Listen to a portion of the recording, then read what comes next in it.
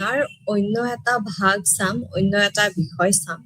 সেয়া হৈছে প্ৰব্লেম আৰু হাইপথেচিছ, অৰ্থাৎ আমাৰ গৱেষণাৰ সমস্যা আৰু উপকল্পনা। এতিয়া আপোনালোকৰ যদি আমি কিতাপত চাবলৈ যাওঁ, প্ৰথম আমাক প্ৰব্লেম কি হয় তাৰে বিষয়ে এটা চমু পৰিচয় এটা দিছে, ঠিক আছে, যে বস্তুটো কি হয়। তো প্ৰথম কৈছে আমাৰ নেচাৰ আৰু মিনিং বা ওভাৰঅল যিটো আমাৰ পৰিচয়। তো এতিয়া কৈছে যে প্ৰব্লেম বুলি কোৱাৰ লগে লগে বা সমস্যা বুলি কোৱাৰ লগে লগে সেয়া কি হ'ব পাৰে। সমস্যা বুলি কোৱাৰ লগে লগে অৰ্থাৎ আমি এয়া বুজো যে এনেকুৱা কিবা এটা বস্তু আছে যিয়ে আমাক অকণমান কিবা এটা খেলি মেলি কৰি আছে আৰু আমি তাৰে এক্সাক্ট এনচাৰটো পোৱা নাই বা আমি তাৰে উত্তৰটো পোৱা নাই, আমি সলিউশ্যনটো পোৱা নাই। সেইটোৱে গোটেই মানে এই আধাৰ দিয়ে যে কিবা এটা ইছ্যু আছে যিটো আমি একচুৱেলি সলভ কৰিব পৰা নাই, আমি সেই সমস্যাটোৰ সমাধান কৰিব পৰা, ঠিক আছে। তাৰ পিছত কৈছে যে এটা কথা এইটো হ'ব পাৰে যে আমাৰ হাতত সিমানখিনি ইনফৰমেশ্যন নাথাকিব পাৰে বা আমাৰ হাতত সিমানখিনি তথ্য নাথাকিব পাৰে সেই সমস্যাটো সমাধান কৰিবলৈ। এইটো এটা কাৰণ হ'ব পাৰে। বা তাৰ পিছত এনেকুৱা হ'ব পাৰে যে আমাৰ তাতে নলেজ আছে, আমাৰ তাতে জ্ঞান আছে, কিন্তু আমি সেইটো এছ'চিয়েট কৰিব পৰা নাই, ঠিক আছে। বস্তুবোৰ আমি লিংক কৰিব পৰা নাই। যেনেকে ধৰি লওক আমি কিছুমান বহুত আমাৰ শ্বৰ্টকাটছ আছে, হয়নে? শ্বৰ্টকাট যেনেকে জীৱনটো মানে ৰেগুলাৰ সঠিকভাৱে চলাই থাকিবলৈ আমি জানো যে মমবাতি জ্বলাব হলে আমাক দেচলাই কাঠি লাগিব, সেইদি আমি জ্বলাম। বাল্বটো জ্বলাব হলে আমাক কি লাগিব, আমি চুইচটো টিপিলে হৈ যাব। কিন্তু যদি বাল্বটো জ্বলা নাই তেতিয়াহলে আমি কি কৰিলে পোহৰ আহিব। তো সেইবোৰৰ কাৰণে কি হয়, এইবোৰ সৰু সুৰা অলপ প্ৰব্লেম হয়। তো তাৰে কাৰণে কি হয়, আমি অকণমান আমাৰ মাথাটো লগাব লাগে, তাৰপিছত আমি সলিউশ্যনবোৰ পাই যাওঁ। তো এতিয়া আমাৰ কাৰণে ইজি হয় যে ঠিক আছে লাইটটো জ্বলা নাই, মোবাইলৰ টৰ্চটো জ্বলাই লওঁ। কিন্তু ধৰি লওক সৰু বাচ্ছা এটা লাইট জ্বলা নাই, এতিয়া কি কৰো, কি কৰিলে পোহৰ আহিব, তাহাঁতৰ কাৰণে অকণমান চেলেঞ্জিং হৈ যায়। ঠিক তেনেকুৱা আমাৰ কাৰণেও কিছুমান এনেকুৱা সমস্যা আছে যিবোৰ আমি পুতুককে সমাধান নাপাওঁ, ঠিক আছে। আমি এই বস্তুবোৰ লিংক কৰিব লাগে বা আমি ইমানখিনি পঢ়ি জ্ঞান অৰ্জন কৰিব লাগে যে আমি সেই সমস্যাটোৰ সমাধান কৰিব পাৰো। সেইটো কৈছে। তাৰ পিছত কৈছে যে formulation of a problem is especially important as it guides us into our inquiry. এতিয়া আমি সমস্যাটো কি হৈছে, সমস্যা 5টা মানো থাকিব পাৰে, কিন্তু সেই 5টা সমস্যাৰ এটা মূল সমস্যা হ'ব যিটো চাগে সলভ হলে বাকীখিনিও সলভ হৈ যাব। এই যেনেকে এই লাইটৰ পোহৰ নাই কাৰণে মই পঢ়িব পৰা নাই, কালিৰ হোমৱৰ্ক খিনি কৰিবলৈ পৰা নাই, মই একো দেখা নাই ইত্যাদি। লাইট অহাৰ লগে লগে কিন্তু মোৰ বাকী 3টা প্ৰব্লেম সলভ হৈ যাব। কিন্তু এতিয়া মই মোৰ ফ'কাছটো অকণমান গুচাই ফেলে যে লাইট অহা নাই সেইটোৰ পৰা আঁতৰাই মই যদি এইটো কওঁ যে মই কালি হোমৱৰ্ক আছে মই সেইটো কৰিব পৰা নাই, এইটো এটা প্ৰব্লেম হয়। কিন্তু মেইন প্ৰব্লেমটো হৈছে যে ঘৰত কাৰেণ্টেই নাই, ঠিক আছে, ঘৰত লাইটে নাই। গতিকে আমি সেই কোনটো এমাৰ্জেঞ্চি হয়, কোনটো প্ৰব্লেম আমি সলভ কৰিব, কোনটো সমস্যা সমাধান কৰিব, আমি এক্সাক্টলি চুজ কৰিলেহে বাকী সমস্যাবোৰ আমাৰ মানে বাকী কুৱেশ্যনছবোৰৰ, বাকী প্ৰশ্নবোৰৰ আমি উত্তৰ পাম। সেই বস্তুটো কিন্তু আমি সঠিকভাৱে চাব লাগিব। গতিকে গৱেষণাৰ ক্ষেত্ৰত ইয়াৰে বহুত মাহাত্য আছে যে আমি এক্সাক্ট কি বস্তু ঠিক কৰিলে বাকী আমাৰ ৰাস্তাটো ওলাই যাব, সেই বস্তুটো ক'ত ভিত্তি কৰে, সেই বস্তুটো আমি সমস্যা কোনটো চুজ কৰিছো সমাধান কৰিবলৈ তাতে বহুতখিনি নিৰ্ভৰ কৰে। তাৰ পিছত কৈছে যে according to Townsend Townsend তেওঁ কৈছে যে a problem is a question proposed for solution অৰ্থাৎ problem বা সমস্যাক আমি যদি একদম ইজি ভাষাত যদি কওঁ সহজ সৰল ভাষাত যদি কওঁ তেতিয়াহ'লে কি হয় যে এটা প্ৰশ্ন হয় সেই প্ৰশ্নটোৰ আমাৰ সঠিক উত্তৰ হাতত বৰ্তমান নাই আৰু সেই প্ৰশ্নটোৰ উত্তৰ ওলাবলৈ হলে আমি অকনমান কষ্ট কৰিব লাগিব আৰু সেই প্ৰসেছটোৱে হৈছে এই মানে প্ৰবলেমটো ফিগাৰ আউট কৰা ঠিক আছে তাৰ পিছত আকৌ আপোনালোকৰ কিতাপত দিছে কাৰ্লিংগাৰে ৰিসাৰ্চৰ বহুতখিনি বহুত তথ্যৰ বিষয়ে ইনফৰমেশন দিছে বা বহুত কথা কৈছে তেওঁ এটা ডেফিনেশন দিছে তেওঁ কৈছে যে প্ৰবলেম এটা ইন্টাৰোগেটিভ সেন্টেন্স হয় অফ স্টেটমেন্ট এটা ইন্টাৰোগেটিভ শব্দটো বিৰাট ইম্পৰ্টেন্ট হয় কাৰণ কি প্ৰবলেম বুলি কোৱাৰ লগে লগে আমি সদায় প্ৰশ্নবোধক চিন এটাৰেহে সামৰো যে অমুকটো কেনেকে হ'ব প্ৰশ্নবোধক হাউ what when এই বস্তুখিনি খুব ইম্পৰ্টেন্ট হয় সেইকাৰণে প্ৰবলেম যেতিয়া আমি ফৰ্ম কৰো ৰিসাৰ্চত এটা প্ৰবলেম ষ্টেটমেন্ট সদায় আমি হেতু ইন্টাৰোগেটিভ ষ্টেটমেন্ট হিচাপে দিও যে কোৱেশ্চন মাৰ্ক হিচাপে দিও তো তাৰ পিছত কৈছে যে কাৰ্লিংগাৰে ইন্টাৰোগেটিভ ষ্টেটমেন্ট কিহৰ বিষয় হয় যে ৰিলেশন কি এক্সিষ্ট কৰে দুটা ভেৰিয়েবল বা তাতকে বেছি ভেৰিয়েবল এটা এই দুটা ভেৰিয়েবল কি হ'ব আমাৰ ইন্ডিপেন্ডেন্ট ভেৰিয়েবল আৰু ডিপেন্ডেন্ট ভেৰিয়েবল ইন্ডিপেন্ডেন্ট ভেৰিয়েবল আৰু ডিপেন্ডেন্ট ভেৰিয়েবল মই আগতে আপোনালোকক পঢ়াইছো গতিকে এই ভেৰিয়েবলৰ মাজত যে কোনে কি কৰিছে কোনটো ঠিক হলে কোনটো আমাৰ সমস্যা সমাধান হ'ব সেই বস্তুখিনি গুটে আমি চালিজাৰি কেনেকে চাও আমি ইয়াতে চালিজাৰি চাও প্ৰবলেমৰ যোগেদি আমি চালিজাৰি চাও এতিয়া কৈছে নেক্সট আপোনালোকৰ কিতাপত দিছে যে statement of the problem say in order to able to seek to answer questions it is important to know what exactly the questions are okay এটা সমাধান লাগিলে মই যেটো কথা আগতেও কৈছো যে আমি প্ৰশ্ন সঠিকভাৱে সুধিব জানিব লাগিব বা আমি প্ৰশ্ন প্ৰবলেমটো কি হৈছে সেই তাৰে কাৰণে প্ৰশ্নটো আমি সঠিকভাৱে ফ্ৰেম কৰিব জানিব লাগিব ঠিক আছে এতিয়া কথাটো হল যে ধৰি লওক বাচ্চা এটা আছে বাচ্চাটোৰ বাকি সব সাবজেক্টত ভাল আহি আছে কিন্তু কি হৈছে যে ম্যাথছৰ অকনমান চাগে ইফাল সিফাল হৈ আছে সেইকাৰণে পাৰ্চেন্টেজটো কমি যায় এনেকুৱাও নহয় যে বাচ্চাটো ম্যাথছত বেয়া বাচ্চাটোৰ ধৰি লওক 65 71 তেনেকুৱা ধৰণৰ মাৰ্কস আহি আছে কিন্তু বাকি ধৰি লওক সায়েন্স হওক তাৰ পিছত সোশ্যাল ষ্টাডিজ হওক এনেকুৱা ধৰণৰ সাবজেক্টত ভাল মাৰ্কস আহি আছে গতিকে অভিভাৱক হিচাপে মই এটো চাব লাগিব যে ম্যাথছত বেয়া বুলি কলে প্ৰবলেমটো সলভ হৈ না যায় ঠিক আছে এতিয়া কাৰণ কি বাচ্চাটোৰ ইমানো বেয়া মাৰ্কস অহা নাই 65 71 ঠিকে আছে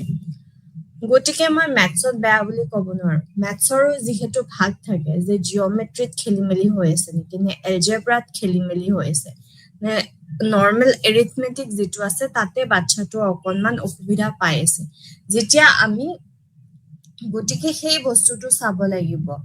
গুৰলৈকে যাব লাগিব যে আমি এইখিনি সলভ কৰিলে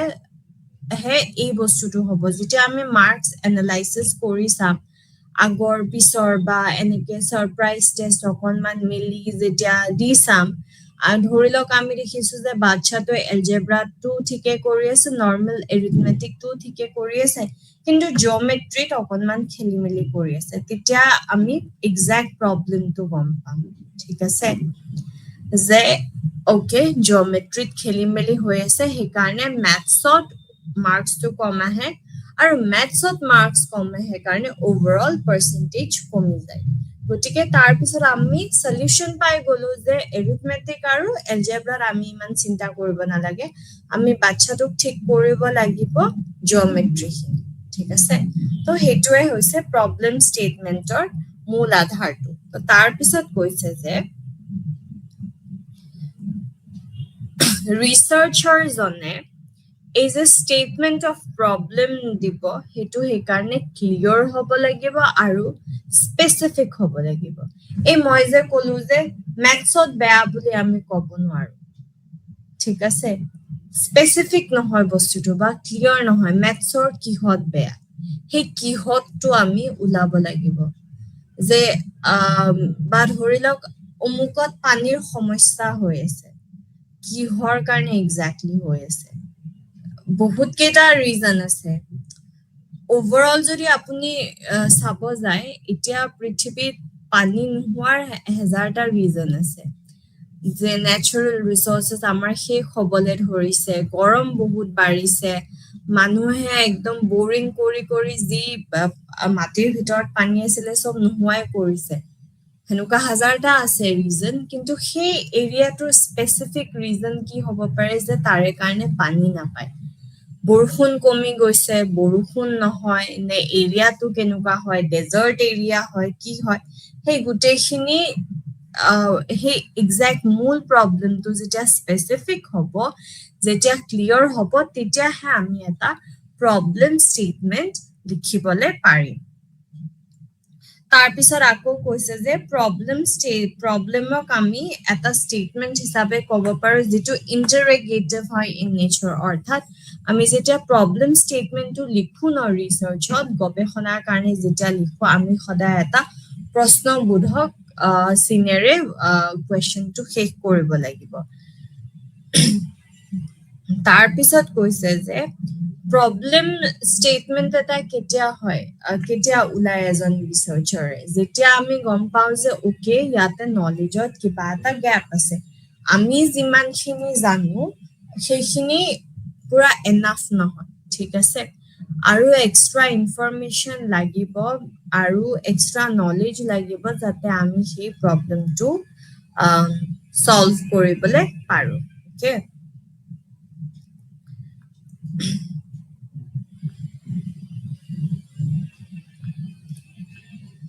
তাৰ পিছত কৈছে আকৌ কাৰ্লিংগৰে এতিয়া দিছে যে তিনিটা মেজৰ ক্ৰাইটেৰিয়া আছে, তিনিটা মেজৰ ক্ৰাইটেৰিয়াৰ থ্ৰু দি আমি এটা ভাল প্ৰব্লেম ষ্টেটমেন্ট লিখি উলিয়াব পাৰো বা বাছি উলিয়াব পাৰো। প্ৰথম কথা হ'ল যে ভেৰিয়েবলছ কোনকেইটা হ'ব তাতে আমি ফ'কাছ কৰিব লাগিব, ঠিক আছে, যে এইটো আৰু এ আৰু বিৰ মাজৰ যি ৰিলেশ্যনশ্বিপ আছে তাৰে বিষয়ে আমি ষ্টাডি কৰি এনচাৰটো উলিয়াম, বা এ বি চি, সেই বুলি মই এৰ পৰা জেডলৈকে চাব নোৱাৰো, okay, A B C D E লৈকে চালো, কিন্তু ইমানো নহয় যে চব বস্তু আমি চাব নোৱাৰো, এইটো বাৰে বাৰে কৈছে, একদম স্পেচিফিক হ'ব লাগিব। তাৰপিছত মানে এম্বিগুইটি থাকিব নোৱাৰিব, মানে কনফিউজন থাকিব নোৱাৰিব বা খেলি মেলি থাকিব নোৱাৰিব যে এইটোৰ বিষয়ে চামনে অমুকটোৱে চামনে, এনেকুৱা কনফিউজিং নেচাৰ এজ এ ৰিচাৰ্চাৰ মোৰ হ'ব নোৱাৰে, অ'কে। তাৰপিছত কৈছে যে আৰু এনেকুৱা এটা বস্তু চাব লাগিব যে যিটো চাইণ্টিফিক টেষ্টিঙৰ কাৰণে পচিবল হয়। চাইণ্টিফিক টেষ্টিঙৰ কাৰণে কেনেকুৱা ধৰণৰ পচিবল হয়, ধৰি লওক কোম্পানী এটাৰ মই কাম চাই আছো, তো কোম্পানীটোৰ ছুপাৰভাইজাৰ ছাপৰ্ট, যদি ছুপাৰভাইজাৰে ভালকে ছাপৰ্ট কৰি আছে, এমপ্লয়িজবোৰে ভাল কাম কৰি পেলাই প্ৰডাক্টিভিটি বাঢ়ি আছে, সেইটো এটা ৰিজাল্ট হ'ব। আৰু নহ'লে ছুপাৰভাইজাৰে ভালকে ছাপৰ্ট কৰা নাই, সেইকাৰণে এমপ্লয়িজবোৰে ভালকে কাম কৰা নাই আৰু প্ৰডাক্টিভিটি কম হৈছে, এইটো আমি চাইণ্টিফিকেলি চাব পাৰো। ধৰি লওক আমি সাৰ্ভে এটা কৰি চাব পাৰো বা অবজাৰভেশ্যন কৰি এনেকে চাব পাৰো, কিন্তু আমি এতিয়া হাতত যদি ৰিচাৰ্চ এনেকে এটা লওঁ যে মাকে বেছি মৰম কৰে নে বাপেকে বেছি মৰম কৰে, আমি তাৰে ওপৰত ষ্টাডি কৰিম, এইটো আপুনি কেনেকে সাইন্টিফিক্যালি প্ৰুভ কৰিব পাৰে যে কাৰ মৰম বেছি সো এনেকুৱা ৱে কনসেপ্ট হ'ব নোৱাৰে যে যিটো মানে এটাটো ফৰ্ম কৰোতেও প্ৰবলেম এথিক্যালিও ইস্যু আহি যায় তাৰপিছত কৰিম কেনেকে চাম কেনেকে সেইবোৰ সব ফালেদি ইস্যু আহি যায় তো তেনেকুৱা ধৰণৰ বস্তু বা তেনেকুৱা ধৰণৰ টপিক যিটো actually in a way illogical হয় বহুতখিনি তেনেকুৱা ধৰণৰ আমি চাব নোৱাৰো কে এতিয়া হৈছে ক্যাৰেক্টাৰিষ্টিক্স ক্যাৰেক্টাৰিষ্টিক্স এটা সাইন্টিফিক প্ৰবলেমৰ কেনেকুৱা ধৰণৰ হ'ব এতিয়া কৈছে যে প্ৰথমটো কৈছে যে ভালকে আমি যেতিয়া প্ৰবলেম ষ্টেটমেন্টটো লিখো সেইটো ভালকে ক্লিয়াৰলি বস্তুখিনি লিখিব লাগিব ওকে কোৱেশ্চনটো ক্লিয়াৰ হ'ব লাগিব যে লো achievement motivation আৰু productivity relationship আছে নেকি ওকে তেনেকে ক্লিয়াৰলি তো আমি এমপ্লয়ী এজনৰ achievement motivation চাম আৰু productivity চাম ঠিক আছে তো এইটো ক্লিয়াৰ কাট হৈ গ'ল তাৰ পিছত নেক্সট হৈছে যে এটা প্ৰবলেমে ৰিলেশনশিপ দুটা ভেৰিয়েবল বা তাতকৈ অধিক ভেৰিয়েবলৰ মাজত ডেসক্ৰাইব কৰিব পাৰিব লাগিব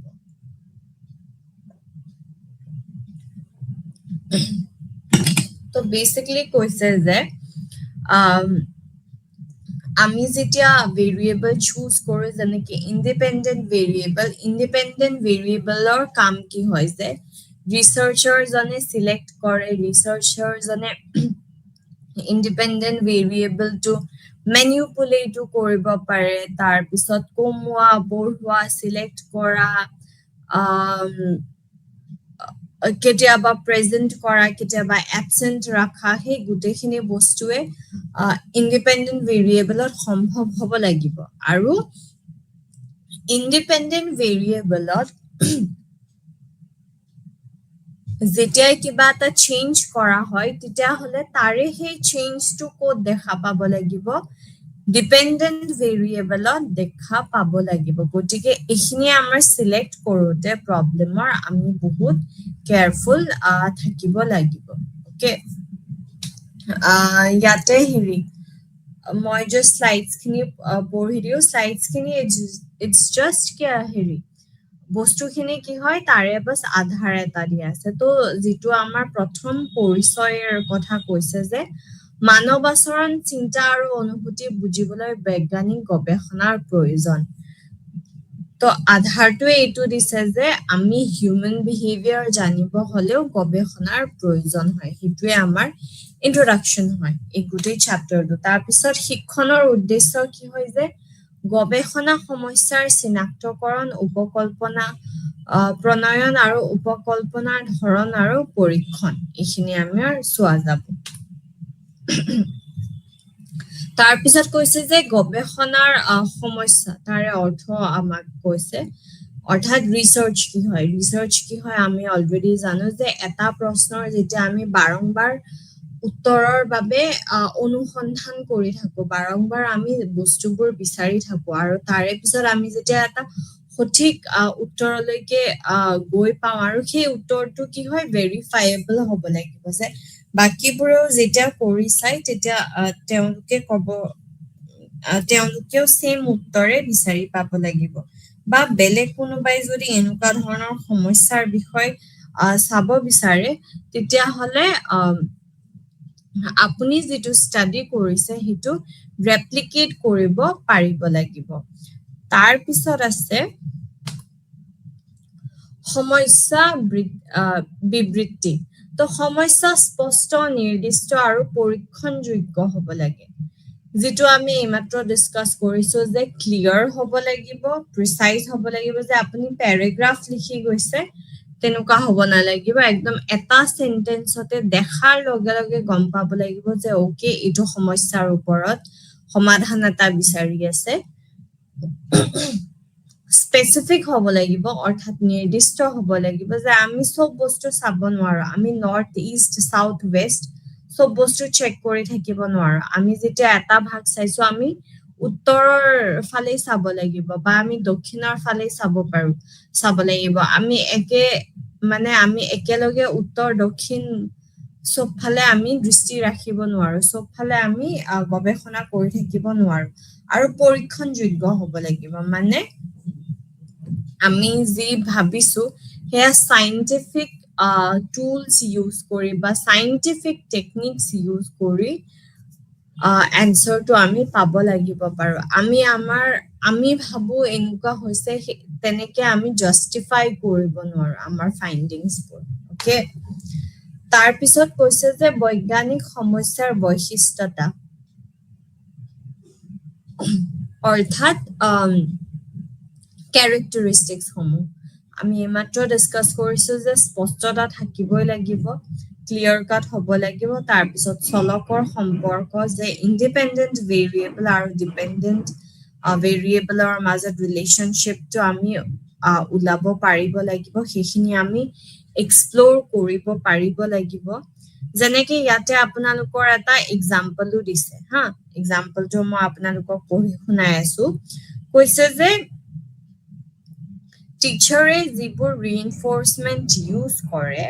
সেইবোৰে হেল্প কৰে নে ষ্টুডেন্টৰ পাৰফৰমেন্স বঢ়োৱাত এটা ৰিইনফোৰ্সমেন্ট মানে কি হয় ৰিইনফোৰ্সমেন্ট মানে কোনোবাই কিবা এটা ভাল কাম কৰিছে তো আমি হেৰি চকলেট এটা দিছো এজ আ টিচাৰ ভালকে এছে লিখিছে 10ৰ ভিতৰত 8.5 পাইছে ভাল লিখিছে মই নম্বৰটো দিছো লগতে চকলেট এটা দিছো যে ভাল কৰিছা বা চকলেট যদি দিয়া নাই কপিখনত লিখি দিছো ওয়েল ডান বুলি এটো এটা সৰু ৰিইনফোৰ্সমেন্ট হয় কিন্তু এনেকুৱা ধৰণৰ কামে ইমপ্ৰুভ কৰে নে ষ্টুডেন্টৰ পাৰফৰমেন্স ক'ব গ'লে কৰে হয়নে ইমান দিনে আমি মানে দেখি আহিছো যেতিয়া টিচাৰে এপ্ৰিচিয়েট কৰে যেতিয়া আপোনাৰ কাম টিচাৰ বুলি নহয় কোনোবাই যেতিয়া এপ্ৰিচিয়েট কৰে যে ভাল কাম কৰিছা বা ভাল লিখিছা ভাল কথা কৈছা বা ভালকে তুমি কবিতা আবৃত্তি কৰিছা এনেকুৱা ধৰণৰ যেতিয়া প্ৰশংসা দিয়ে বা ইমান ভাল কাম কৰিছা এইটো তোমাৰ কাৰণে সৰু কলম এটা এনেকুৱা ধৰণৰ উপহাৰ পালে কি হয় সঁচাকে আমাৰ ভাল কামবোৰ ৰিইনফোৰ্স হৈ যায় আৰু আমি অনাগত দিনবোৰতো সেই তেনেকুৱা ধৰণৰ ভাল কাম কৰিবলৈ আমি প্ৰেৰণা পাওঁ গতিকে প্ৰবলেম ষ্টেটমেন্টটো এনেকুৱাই যে টিচাৰে ৰিইনফোৰ্সমেন্ট দিলে বাচ্চাবোৰৰ পাৰফৰমেন্স ইমপ্ৰুভ হয় নে প্ৰশ্নবোধক ওকে এটোৱে হৈছে প্ৰবলেম ষ্টেটমেন্ট আমি তেনেকে গঢ় দিও তো ইয়াতে হেতুৱে এক্সাম্পল দিছে তাৰ পিছত কৈছে যে প্ৰবলেমটোক আমি এম্পিৰিক্যাল মেথড যেদি সলভ কৰিব পাৰিব লাগিব অৰ্থাৎ আমি চকুৰে দেখিব লাগিব কানেৰে শুনিব লাগিব মগজুৰে বুজিব লাগিব তেতিয়াহে আমি ভাবু কাৰণে এনেকুৱা হৈছে সেই বস্তুটো আমি ৰিসাৰ্চত লিখি দিব নোৱাৰো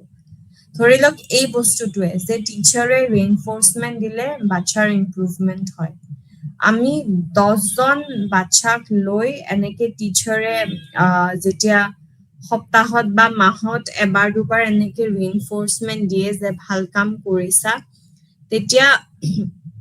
বাচ্চাটো ইমপ্ৰুভ কৰে না নাই আমি সেই বস্তুটো চাব পাৰিব লাগিব আৰু চাই মিলি যে আমি কি দেখিলো সেই বস্তুটো আমি আমাৰ ৰিপৰ্টত লিখিব পাৰিম এটা মই যেনেকে কৈ আছো বিকজ মই ভাবো সেই কাৰণে এনেকুৱা হৈছে তেনেকে ৰিসাৰ্চৰ ক্ষেত্ৰত তেনেকুৱা নহয় এইটো আমি ক'ব পাৰো যে আগৰ যিবোৰ ৰিসাৰ্চ অমুকে কৰা তমুকে কৰা তেওঁলোকৰ ৰিসাৰ্চত এনেকুৱা পাইছে সেই কাৰণে মইও ভাবো এনেকুৱাই হ'ব নহয় তেনেকে আমি কৰিব নোৱাৰো আমি আকৌ বস্তুটো নিজে চাই মেলি কোনটো ৰিসাৰ্চ টেকনিক ইউজ কৰিছো সাৰ্ভে কৰিছো কোৰিলেশনাল মেথড কৰিছো ষ্টেটিষ্টিক্স কি ব্যৱহাৰ কৰিছো সেই গুটেইখিনি লিখি মেলি আমি প্ৰবলেমটো ডিসকাস কৰি আমি সমাধান ওলাব লাগিব ওকে তাৰ পিছত কৈছে যে the data of a scientific problem should be quantitative যেতিয়াই আমি প্ৰবলেম স্টেটমেন্ট দিও সদায় আমি কোয়ান্টিটেটিভত ৰিজাল্ট পাব লাগিব এতিয়া কোয়ান্টিটেটিভ বস্তুটো কি হয় যেনেকে আপোনালোকৰ এনজাইটি কিমান হৈ আছে বা স্ট্ৰেছ কিমান হৈ আছে দস্তুৰ ৰুমত আমাৰ হাতত এনেকুৱা কুৱেশ্যনেয়াৰ আছে যাৰ থ্ৰু দি আমি জুখি চাব পাৰো যে আপোনাৰ স্ট্ৰেছ কিমান হৈ আছে কিমান লেভেলত যে আপুনি 100ৰ তলত আছে নে আপুনি 130ৰ ওপৰত আছে নে একদম 170 মান পাই গৈছে স্ট্ৰেছ লেভেলছ ঠিক আছে গতিকে আমি ধৰি লওক চালো যে ৰিলেক্সেশ্যন মেথডে স্ট্ৰেছ কমোৱাত হেল্প কৰে বা ৰিলেক্সেশ্যন মেথড যে স্ট্ৰেছ কমোৱাত হেল্প কৰে নেকি প্ৰশ্নবোধক তো আগে আমি স্ট্ৰেছ লেভেল চাই ললো আমি 5জন মানুহৰ স্ট্ৰেছ লেভেল কুৱেশ্যনেয়াৰ দি চালো কোনোবাই ৰিপৰ্ট কৰিছে 167 কোনোবাই 182 তেনেকে তাৰপিছত আমি ৰিলেক্সেশ্যন টেকনিক্স বোৰ দিলো 2 সপ্তাহৰ কাৰণে দিলো তাৰপিছত আমি যেতিয়া নেক্সট ৰিজাল্ট পাম নেক্সট ৰিজাল্ট আমি কি কৰিম আমি আকৌ স্ট্ৰেছ লেভেল বোৰ জুখিম যে আমি যে ৰিলেক্সেশ্যন টেকনিক্স বোৰ এনেকে দিছিলো তো তাৰে কিবা কাম দিলে নে কাম দিবও পাৰে নিদিবও পাৰে গতিকে আমি সেইটো লিখিব লাগিব যে মোৰ ৰিলেক্সেশ্যন টেকনিকটো কাম দিছে 180 যাৰ আছিলে তেওঁ 172 ৰিপৰ্ট কৰিছে বা 150 যিমান আছিলে তো সেই মানুহজনে 137 ৰিপৰ্ট কৰিছে তেনেকে আমি কোয়ান্টিটেটিভলি বস্তুখিনি গুটেই ৰিপৰ্ট কৰিব পাৰিব লাগিব ওকে তাৰ পিছত কৈছে যে the variable relating to the problem should be clear and definite এটো বাৰংবাৰ আপোনালোকক কৈছে যে যেটো সমস্যা হয় সমস্যাটো আমি ক্লিয়াৰলি লিখিব পাৰিব লাগিব আৰু স্পেসিফিক হ'ব লাগিব ওকে এতিয়া কৈছে যে সমস্যা কেনেকৈ উদ্ভৱ হয় ওকে তো প্ৰথম কথা নলেজ গ্যাপ বা ইয়াতে লিখা আছে জ্ঞানৰ ফাক ওকে এটা ধৰি লওক নলেজ গ্যাপ কেতিয়া হয় আমি ধৰি লওক আছে আমি জানো যে হেৰি টিভি চাই চাগে সবে এইটো হেৰি শিকে ন প্ৰণায়াম কৰিলে ষ্ট্ৰেছ কমি যায় ব্ৰিডিং টেকনিক্স কৰিলে ষ্ট্ৰেছ কমি যায় তো আমাৰ ইয়াত এটা নলেজ গ্যাপ আছে কোন কেইটা ব্ৰিডিং টেকনিক্স কৰিলে কাৰণ কি আমাৰ এই যে নষ্ট্ৰিলছ আছে যে নাকৰ এই দুটা যি আমাৰ হোলছ আছে কোনটো মানে নষ্ট্ৰিলেদি উশাহ ললে আৰু কোনটো নষ্ট্ৰিলেদি উশাহ এৰিলে মানে ভালকে ইম্প্যাক্ট হয় আমাৰ বডি তাতেও ডিফাৰেন্সেস আছে গতিকে প্ৰণায়াম কৰিলে ষ্ট্ৰেছ কমি যায় সেইখিনি আমাৰ আধা জ্ঞানহে হয় বা আমাৰ আধালৈকে নলেজ আছে কাৰণ কি প্ৰণায়াম আমি জিটি এনেকে আঙুলি লৈ ফেলে আৰম্ভ কৰি দিব পাৰো কিন্তু তেনেকে হয় জানো কোনটো আসনত বহিব লাগে কেতিয়া কৰিব লাগে বহুতে ব্ৰহ্ম মুহূৰ্ততো কৰে হয়নে কাৰণ কি তেতিয়া সবতকে বেছি কাম দিয়ে ষ্ট্ৰেছ তেতিয়া বেছিকে ৰিলেক্স ফিল কৰে মানুহে ওকে তো সেই যিখিনি আমাৰ গ্যাপ আছে সেইখিনি আমি পুৰাব লাগিব কেনেকে পুৰাম আমি এই প্ৰবলেমটো লৈ ফালে আমি আৰু পঢ়ি গৈ থাকিম আমি আৰু বস্তু বিচাৰি গৈ থাকিম নলেজবোৰ বিচাৰি গৈ থাকিম তো তেতিয়া যেতিয়া আমাৰ গ্যাপটো সম্পূৰ্ণ হৈ যাব আমি এটা ফুল অন ৰিপৰ্ট এটা বা আমি এটা ৰিসাৰ্চ আৰ্টিকেল এটা প্ৰেজেন্ট কৰিব পাৰিম তাৰ পিছত কৈছে যে নেক্সট কৈছে contradictory result হা কেতিয়াবা কি হয় মই যদি এনসাৰটো এ বুলি কৈছো কিছুমানে এনসাৰটো বি বুলি কৈছে ওকে এটা কেনেকুৱা ধৰণে হ'ব পাৰে সেম ৰিসাৰ্চ যেনেকে social media use কৰিলে নিজৰ যেটো self esteem হয় হেতু বাঢ়ে মই পাইছো বাঢ়ে social media use কৰিলে অৰ্থাৎ Instagram Facebook WhatsApp use কৰিলে self esteem বাঢ়ে এটো মই ৰিজাল্ট পাইছো আকৌ অন্য এজনে পাইছে যে বেছিকে social media use কৰিলে self esteem কমেহে ঠিক আছে নিজৰ আত্মবিশ্বাস যি আছে বা নিজৰ ওপৰত যিখিনি ভৰসা সেইখিনি কমি যায় ইয়াতে একচুয়ালি কোনো ভুল নহয় ক'ব গলে আমি social media use কেনেকে কৰি আছো এটা আমাৰ আধাতে ৰখি যায় না যে এটাই কৈ আছে যে হেৰি self esteem বাঢ়ে এটাই কৈ আছে self esteem কমে এখিনিলৈকে আছে কন্ট্ৰাডিক্টৰি হয় দুটা আনসাৰে তেতিয়া আমি কি কৰো আকৌ আমি প্ৰবলেমটো চাবলে মানে কি আৰু আকৌ বহিল আকৌ আমি গৱেষণা কৰো আকৌ আমি ৰিসাৰ্চ কৰো ওকে এতিয়া আমি চাও যে মই জাক চাইছিলো তেওঁলোকে চাগে কোনোবা এনেকুৱা হ'ব পাৰে এই যে আজিকালি ট্ৰেভেল ভ্লগছ দিয়ে যে মই অমুকত ফুৰিব গৈছিলো নেচাৰত মই এনেকে টাইম স্পেন্ড কৰিছো এইখিনি বিৰাট ভাল লাগিছে তাতে নেটৱৰ্ক নাছিলে মই জাস্ট আপোনালোকক ভিডিঅ' দেখুৱাবলৈ ভিডিঅ' কৰিছো তাতে আপলোড কৰিব পৰা নাছিলো এতিয়া ঘৰ আহি আপলোড কৰিছো ডেফিনেটলি মানুহজনৰ ভাল লাগিবই কবাত ফুৰিবলৈ গৈছে নেচাৰৰ মাজত আছে ধুনীয়াকে ৱাটাৰফল চাইছে কিবা চাইছে ঘৰ আহি তাৰ পিছত ধুনীয়াকে বাকি লগৰবোৰক কবলে সোশ্যাল মিডিয়াত দিছে অফ কোৰ্স ভাল লাগিব কিন্তু আনজন মানুহে যোনে সোশ্যাল মিডিয়া চাই আছে আৰু ৰেগুলাৰ অফিস গৈ আছে কতো একো যাব পৰা নাই ফাঁচি আছে কামৰ মাজত তেওঁ ডেফিনেটলি এটোৱে লাগিব ইছৰাম যে মানে বাকিবোৰে নতুন নতুন এক্সপেৰিয়েন্সেস লৈ আছে মই ইয়াত কি কৰি আছো মোৰ সোশ্যাল মিডিয়া চালে মাথা নষ্টহে হয় মানে কি কৰি আছো মই লাইফত আগতে ঘুৰি ফুৰি ইমান ভাল পাইছিলো এতিয়া মানে ঘৰ অফিস হেতুৱে কৰি আছো ওকে তো কোনে ইউজ কৰি আছে কেনেকে ইউজ কৰি আছে কি পৰিস্থিতিত ইউজ কৰি আছে এইখিনি বহুতখিনি আমি আনসাৰ পাই যাও ৰাইট এই কন্ট্ৰাডিক্টৰি আনসাৰ পালেও আমি যেতিয়া আৰু আগলে ৰিসাৰ্চ কৰো তেতিয়া কি হয় তেতিয়া আমি বেলেগ পাৰ্সপেক্টিভ দিব পাৰো দুটা ৰিসাৰ্চকে আমি বেলেগ পাৰ্সপেক্টিভ দিব পাৰো যে এইখিনি ৰিসাৰ্চ এনেকুৱা ধৰণৰ মানুহৰ ওপৰত হৈছিলে গতিকে তেওঁলোকৰ পাৰ্সপেক্টিভটো বেলেগ হয় আৰু সেম ৰিসাৰ্চটো এই অফিসত কাম কৰা মানুহে ৰিপৰ্ট কৰিছে সেইকাৰণে তেওঁলোকৰ পাৰ্সপেক্টিভটো এনেকুৱা হয় এজন ফ্ৰিল্যান্সাৰ যোনে নিজৰ মতে কাম কৰি আছে আৰু এজনে অথৰিটিৰ আন্ডাৰত কাম কৰা মানুহ ডেফিনেটলি ডিফাৰেন্সেস থাকিব ওকে তো তেনেকে আমি কি কৰো তেনেকে আমি বস্তুবোৰ আউটলাইন কৰি দিও তাৰ পিছত কৈছে যে আমি প্ৰবলেম ষ্টেটমেন্ট কিয় এনেকে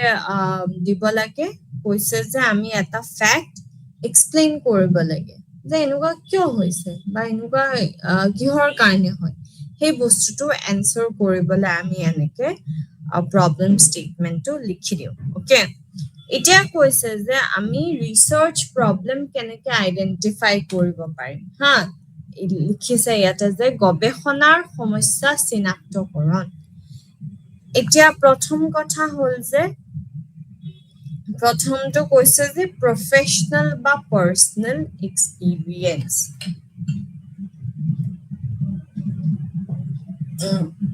ওকে তো এটা ধৰি লওক মোৰ পাৰ্সোনাল এক্সপেৰিয়েন্স এইটো যে কেতিয়াবা এনেকুৱা হয় যে ঠাণ্ডাৰ দিনতো মই ঘামি যাওঁ একদম হাৰ্টবিট ফাস্ট হৈ যায় মুখ চুখ ৰঙা হৈ আহে ইত্যাদি সেইখিনি মোৰ ইনফৰমেশন আছে মই যেতিয়া ডক্টৰৰ তাতে যাওঁ মোৰ blood pressure normal sugar level normal thyroid normal সব নৰ্মেল কিন্তু তথাপিও মোৰ তেনেকুৱা লাগে গাছা বেয়া লাগি যায় তো এইটো মই এটা প্ৰব্লেম ষ্টেটমেণ্ট লিখি মেলি যে মোৰ এনেকুৱা কিয় হয় আউট অফ পাৰ্চনেল এক্সপিৰিয়েঞ্চ মই চাবলৈ যাওঁ তো তাৰপিছত মই যেতিয়া এনেকে ৰেফাৰ কৰি মেলি পঢ়ি মেলি যেতিয়া চাওঁ তেতিয়া মই গম পাওঁ যে অ'কে মোৰ ফিজিকেলি মোৰ চব ঠিক থাকিব পাৰে কিন্তু মোৰ ইন দ্য ৱে এনজাইটি আছে অ'কে মই এনচিয়াছ ফিল কৰোঁ নতুন জেগাত যাব হ'লে অকণমান ভয় লাগে মানুহৰ লগত কথা পাতিব হ'লে অচিনাকি মানুহৰ লগত কথা পাতিব হ'লে মই আনকমফৰ্টেবল ফিল কৰোঁ তো মোৰ এনচিয়াছনেছ আছে বা এনজাইটি আছে জেনেৰেলাইজ এনজাইটি ডিজঅৰ্ডাৰ আছে ঠিক আছে তো পাৰ্চনেলিও মই ভাল হ'ব বিচাৰিছোঁ যে মোৰ যাতে এনেকুৱা হৈ নাথাকক সেইকাৰণে মই কৰিব পাৰোঁ বা প্ৰফেচনেলি এইটো হ'ব পাৰে যে মোৰ যিখিনি মোৰ ষ্টুডেণ্টছ আছে কাৰণ কি আজিকালি ইমান প্ৰেছাৰাইজড ফিল কৰে ন এছাইনমেণ্ট কৰা তোমালোকে ইণ্টাৰ্ণশ্বিপ কৰা ডিজাৰ্টেশ্যন কৰা অমুক কৰা তমুক কৰা তাৰপিছত পুৰা ছ'চিয়েল লাইফো আপ টু ডেট হ'ব লাগিব ঘূৰা ফুৰা এভৰিথিং চব কৰিব গ'লে ডেফিনেটলি প্ৰেছাৰাইজ ফিল কৰিব ঘৰুৱা সমস্যাও থাকিব পাৰে তো তেতিয়াও কি হয় এনজাইটি ডেভেলপ হৈ যাব পাৰে তো তেওঁলোকৰ এনজাইটি ইছ্যুজবোৰ ছল্ভ কৰিবলৈ মই কি কৰিব পাৰোঁ তেনেকুৱাও মই চাব পাৰোঁ তো তেনেকেও মই এটা সমস্যাৰ সমাধান কৰিবলৈ আগবাঢ়িব পাৰোঁ তো এইটো হ'ল আমাৰ প্ৰফেচনেল লেভেলত বা পাৰ্চনেল লেভেলত মানে যিটো আপোনালোকৰ দিছে যে ব্যক্তিগত অভিজ্ঞতা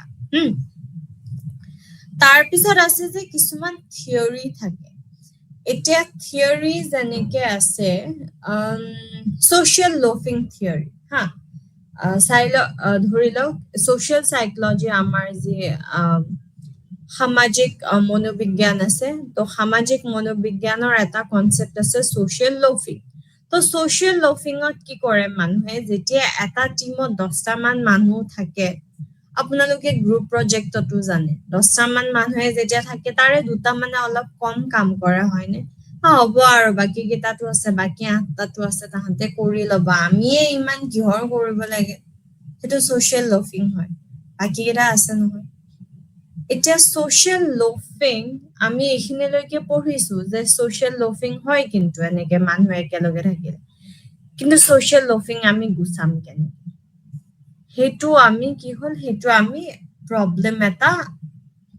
আছে আমাৰ হাতত এতিয়া আমি সমাধান বিচাৰিব লাগিব ছ'চিয়েল লফিং তেতিয়া কম হ'ব যেতিয়া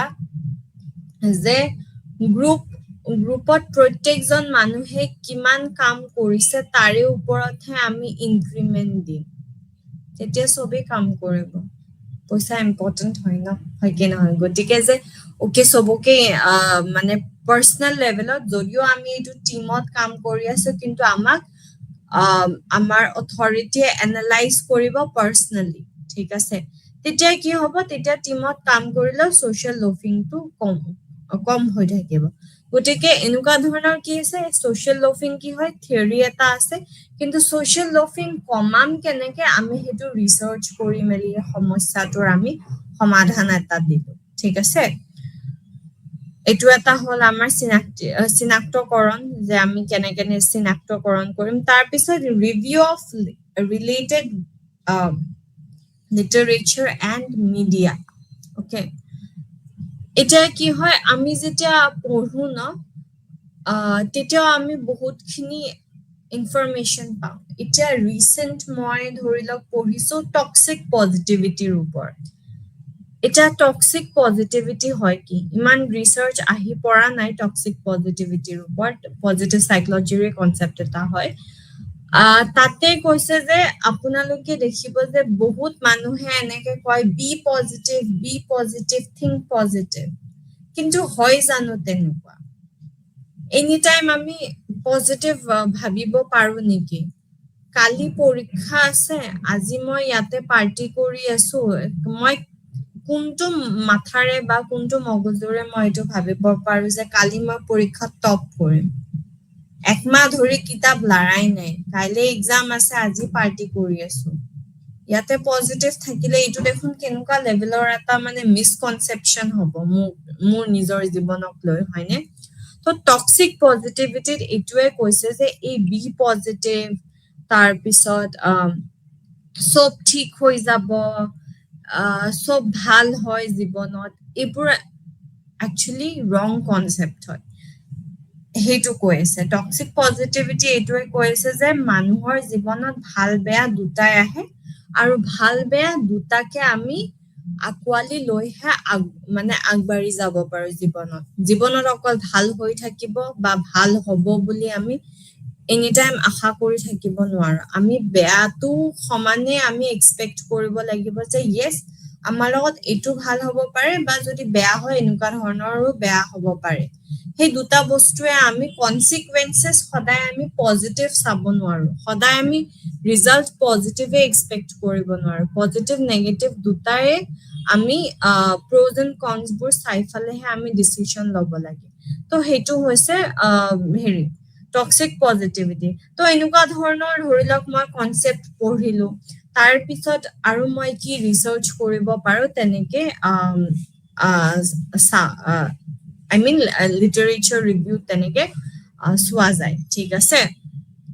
তাৰ পিছত yes মিডিয়াটো আমি টেলিভিছনতো বহুতখিনি আমি ইনফৰমেশন তেনেকে দেখো হয়নে গতিকে এতিয়া এখিনিলৈকে আমি কি কি পঢ়িলো বা আগলে আৰু কি কি আছে আমি এবাৰ চাই লওঁ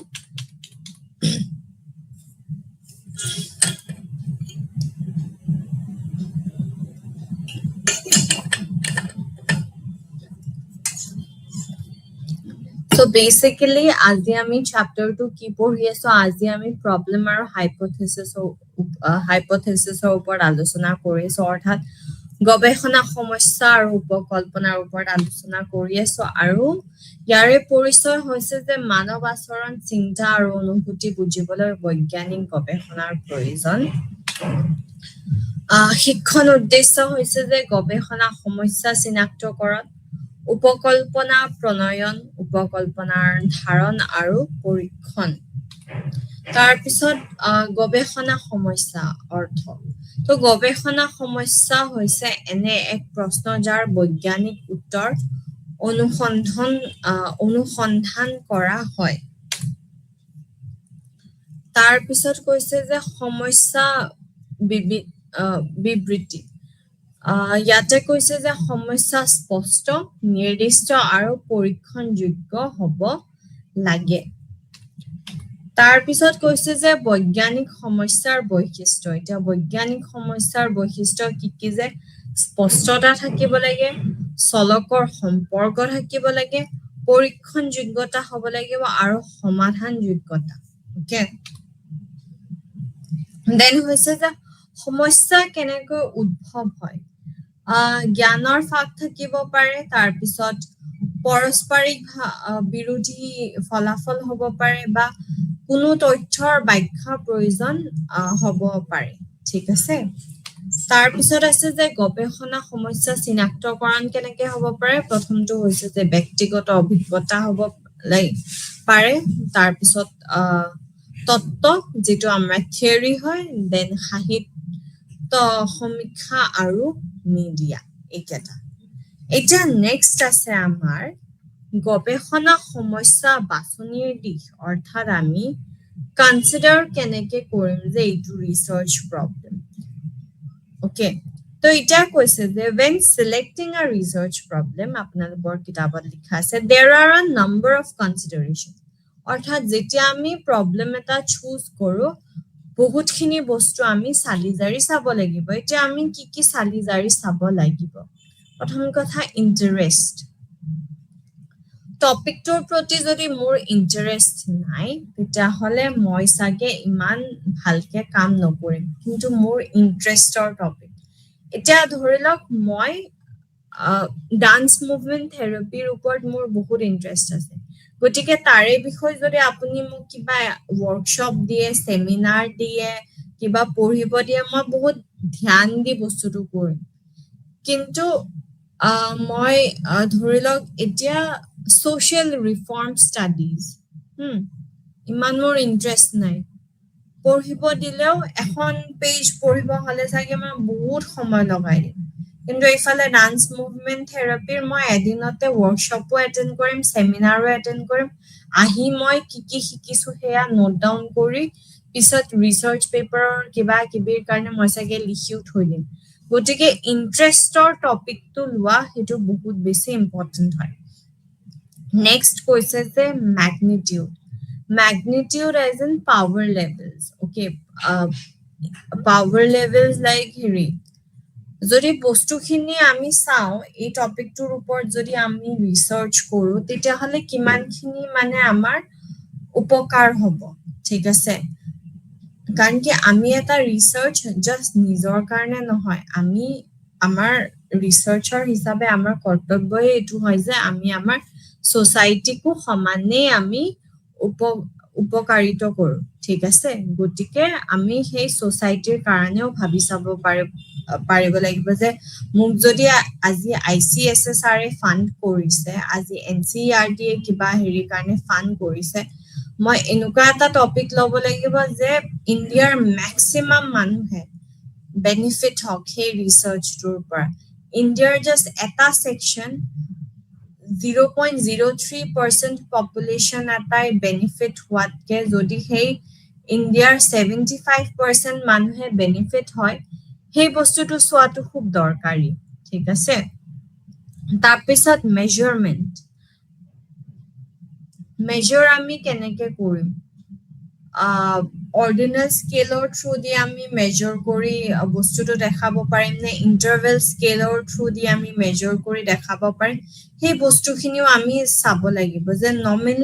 নমিনেল লেভেলত যদি আছে তেতিয়াহ'লে লাভ নাই, অ'কে? ইণ্টাৰভেল ৰেচিঅ' তেনেকুৱা ধৰণৰ লেভেলত আমি যদি কিবা এটা মেজৰ কৰি চাই মেলি আমি দিব পাৰো তেতিয়াহ'লে ডেফিনেটলি লাভ আছে। তাৰপিছত আমাৰ নিজৰ ক্লেৰিটি আছে নে নাই? এতিয়া মই যদি কৈ আছো যে ডান্স মুভমেন্ট থেৰাপিৰ মোৰ ইণ্টাৰেষ্ট আছে আৰু মই যদি এইটো কনচেপ্ট লৈ আছো যে ডান্স মুভমেন্ট থেৰাপি অকল ডান্সাৰেহে পাৰে এই থেৰাপিটো, তেতিয়াহ'লে সেইটোতো এটা ৰং কনচেপ্ট হয়। মোৰ নিজৰে যদি ক্লেৰিটি নাই মই কি ৰিচাৰ্চ কৰিম, হয়নে? গতিকে বেসিক লেভেলৰ ক্লেৰিটি, অফকোৰ্স আমাৰ ওভাৰঅল ক্লেৰিটি নাথাকে, কিন্তু বেসিক লেভেলৰ ক্লেৰিটি এটা টপিকৰ ওপৰত থাকিলেহে আমি আগুৱাই যাব পাৰিম। তাৰপিছত লেভেল অফ এক্সপাৰ্টিজ, অ'কে? যেনেকে আমি জানো যে মই সাইকোলজি পঢ়াৰ কাৰণে মই কাউন্সিলৰ হৈ যাব নোৱাৰো। কাউন্সিলৰ হ'ব হলে স্কুল কাউন্সিলৰ, মেৰাইটেল কাউন্সিলৰ, কিবা কাউন্সিলৰ হ'ব হলে মোৰ এক্সট্ৰা ডিপ্ল'মা, এক্সট্ৰা এক্সপিৰিয়েঞ্চ, তাৰে বিষয়ে কনষ্টেণ্টলি পঢ়া, এক্সপিৰিয়েঞ্চেছ লোৱা, শিকা মেলা গোটেইখিনি লাগিব। চাৰ্টিফাইড হ'ব লাগিব মই। MA ইন সাইকোলজি হৈ পেলে মই কাউন্সিলিং দিব নোৱাৰো, সেইখিনি এক্সপাৰ্টিজ মোৰ নাই, অ'কে? তো সেই লেভেল অফ এক্সপাৰ্টিজ এটা ৰিচাৰ্চ কৰিবলৈ সেইখিনিও মোৰ থাকিব লাগিব, অ'কে?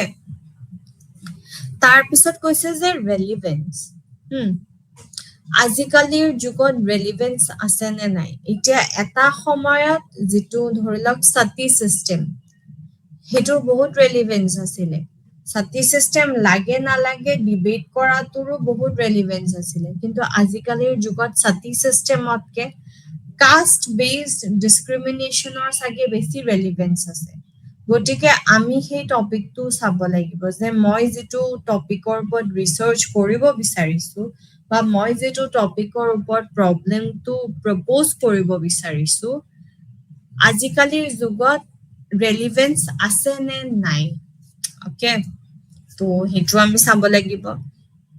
তাৰপিছত availability of data, availability of data, যেনেকে কিছুমান বস্তু এনেকুৱা হয় যে বহুত কম কাম হৈছে, ঠিক আছে? যে এনেকুৱা ধৰণৰ কথাবোৰত বহুত কম কাম হৈছে, গতিকে ইমান তথ্য নাই, ঠিক আছে? গতিকে সেইটো আমি চাব লাগিব। বা এতিয়া ধৰি লওক আমাক সেই মানুহবোৰ আছে জানো?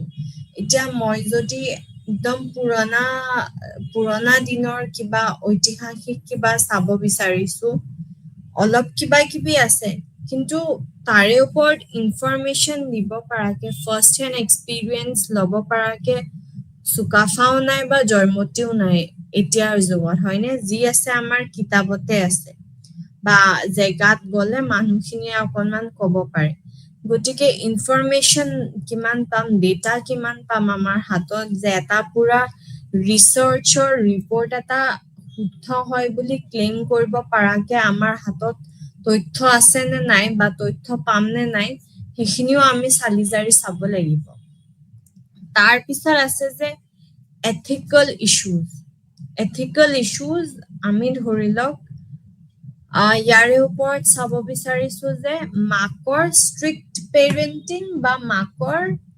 লিবাৰেল পেৰেণ্টিঙে বাচ্চা ভাল কৰে নে নাই সেইটো চাব কাৰণে মই 3 বছৰ কাৰোবাৰ ঘৰত থাকিম চিৰিয়াছলি এইটো কেনেকুৱা এটা মানে প্ৰাইভেচি ভাইলেশ্যনৰ কাম হ'ব হয় কি নহয় যে মাকৰ ষ্ট্ৰিক্ট পেৰেণ্টিঙে হেল্প কৰিছে নে লিবাৰেল পেৰেণ্টিঙে হেল্প কৰিছে তাৰ কাৰণে মই কাৰোবাৰ ঘৰত জোৰ জবৰদস্তি বোলে নাই মই ৰিচাৰ্চ কৰিম মই আপোনালোকৰ ঘৰত থাকিমেই মই চামেই আপোনালোকে কেনেকে মেনেজ কৰিছে ভেৰি ডিফিকাল্ট প্ৰাইভেচি কনফিডেন্সিয়েলিটি কনসেন্ট এই তিনিটা শব্দৰে মানে একো মৰ্যাদা নাথাকা হৈ যাব যদি কোনোবাই ইয়েছ নকয় গতিকে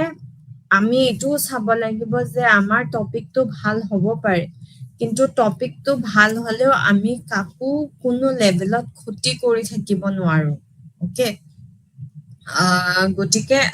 এইবোৰ কিছুমান কি হয় কনসিডাৰেশ্যন হয় বা বাছনিৰ দিশ হয়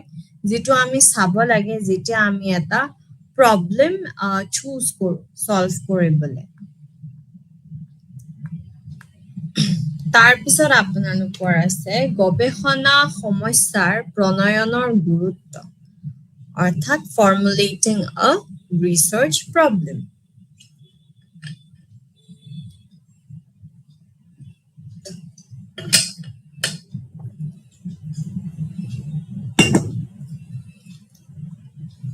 Okay.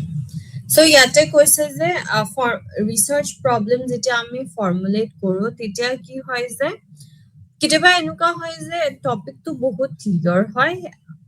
আৰু আমি জানো এক্স্যাক্টলি কিহৰ ওপৰত চাব লাগে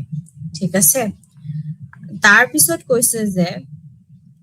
to formulate the research problem simply and explicitly it is not always simple complicated ke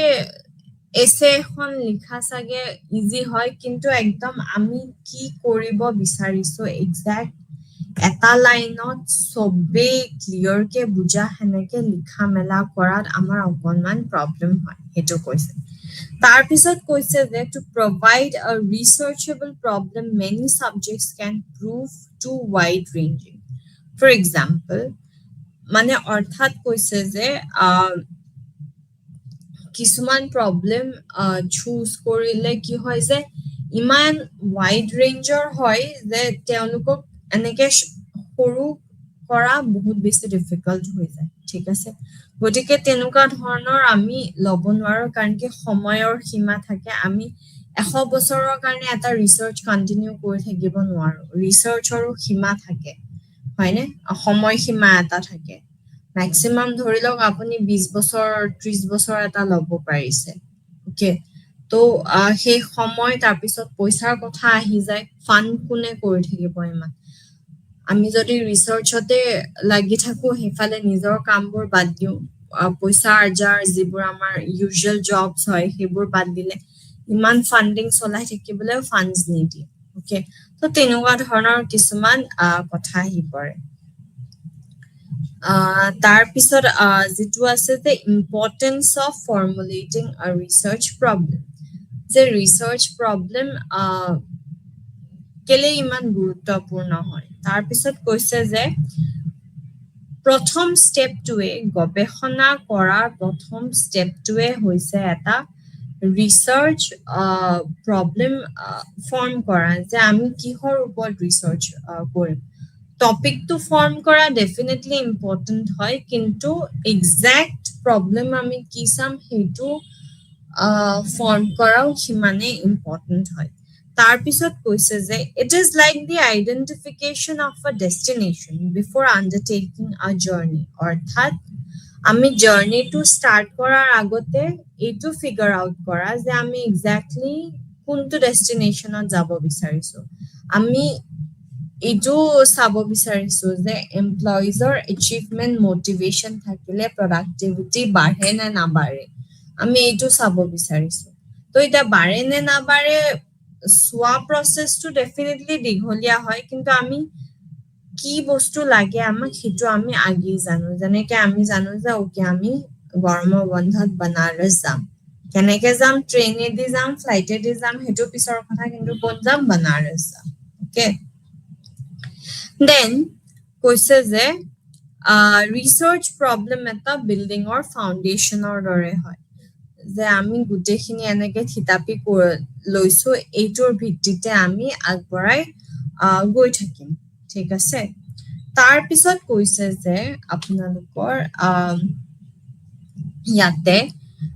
types of research problem কি ধৰণৰ ৰিচাৰ্চ প্ৰব্লেমৰ টাইপছ থাকিব পাৰে প্ৰথম হৈছে যে ইউনিভেৰিয়েট ৰিচাৰ্চ প্ৰব্লেম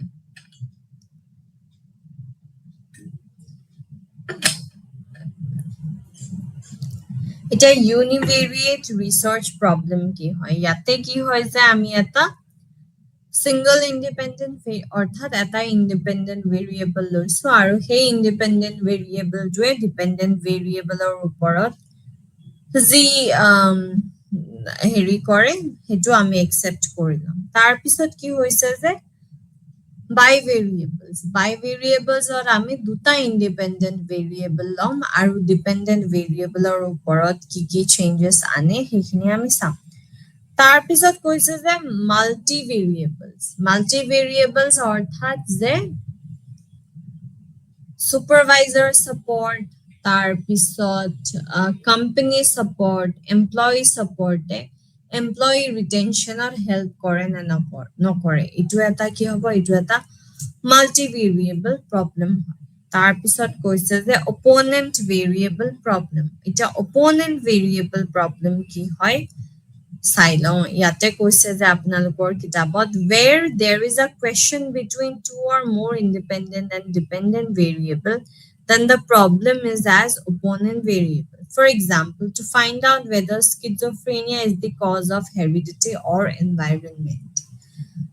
যেতিয়া আমি সঠিকভাৱে বস্তুটো ডিফাইন কৰিব পৰা নাই গতিকে আমি কি কৰো আমি অপচনছ দিও যে স্কিজোফ্ৰেনিয়া ইয়াতে যেনেকে ফৰ্ম কৰিছে যে স্কিজোফ্ৰেনিয়া কিহৰ কাৰণে হয় হেৰিডিটিৰ কাৰণে হয় নে এনভাইৰনমেন্ট ৰিলেটেড এটা ইস্যু হয় ঠিক আছে তো তেনেকুৱা ধৰণৰ বস্তুবোৰ যেতিয়া আমি চাবলৈ যাম সেইটো কি কয় সেইটোক অপোনেণ্ট ভেৰিয়েবল প্ৰব্লেম বুলি কয় ঠিক আছে এতিয়া কথা হ'ল যে আজি আমি যিখিনি আলোচনা কৰিছো সেইখিনি আমি প্ৰব্লেমৰ বিষয়ে আলোচনা কৰিছিলো এতিয়া আপোনালোকে যদি চেপ্টাৰৰ আৰম্ভণিটো চাই চেপ্টাৰৰ আৰম্ভণিত কি আছে প্ৰব্লেম এণ্ড হাইপোথেচিছ আজি আমি প্ৰব্লেমতে শেষ কৰিলো আৰু নেক্সট ক্লাছত আমি হাইপোথেচিছ কি হয় হাইপোথেচিছৰ কেনেকুৱা ধৰণ আছে হাইপোথেচিছৰ এৰৰ কি হয় হাইপোথেচিছ কেনেকে ফৰ্মুলেট কৰে সেই গোটেইখিনি আমি চাম হাইপোথেচিছৰ টাইপছ কি হয় সেই বস্তুখিনি চাম এবাৰ আমি আওৰাই লওঁ স্লাইডছৰ যোগেদি যে আজি আমি কি চালো ঠিক আছে তো প্ৰথমতে আমি পৰিচয় চাইছো তো পৰিচয়ত কি হয় যে মানৱ আচৰণ চিন্তা আৰু অনুভূতি বুজিবলৈ বৈজ্ঞানিক গৱেষণাৰ প্ৰয়োজন ওকে দেন আমি শিক্ষণৰ উদ্দেশ্য চাইছো যে আমি কি শিকিম ইয়াৰে পৰা যে গৱেষণাৰ সমস্যা চিনাক্তকৰণ শিকিম আমি তাৰপিছত উপকল্পনাৰ প্ৰণয়ন শিকিম উপকল্পনাৰ ধৰণ আৰু পৰীক্ষণ শিকিম তাৰপিছত আমি গৱেষণাৰ সমস্যাৰ অৰ্থ কি হয় সেই বস্তুখিনি চাইছো তাৰপিছত সমস্যাৰ বিবৃতি কি হয় সেয়া চাইছো যে সমস্যা স্পষ্ট হ'ব লাগে, নিৰ্দিষ্ট হ'ব লাগে আৰু পৰীক্ষণযোগ্য হ'ব লাগে। সেয়া আমি পঢ়িছো। তাৰপিছত বৈশিষ্ট্যসমূহ চাইছো যে স্পষ্ট হ'ব লাগে, চলকৰ সম্পৰ্ক থাকিব লাগে, পৰীক্ষণযোগ্যতা হ'ব লাগে আৰু সমাধানযোগ্যতা থাকিব লাগিব। তাৰপিছত আমি চাইছো যে উদ্ভৱ কেনেকে হয়, ৰিচাৰ্চ গেপ, তাৰপিছত যদি অপনেণ্ট কিবা ৰিজাল্ট থাকে এক্সেট্ৰা, সেয়া ডিছকাছ কৰিছো। ধন্যবাদ।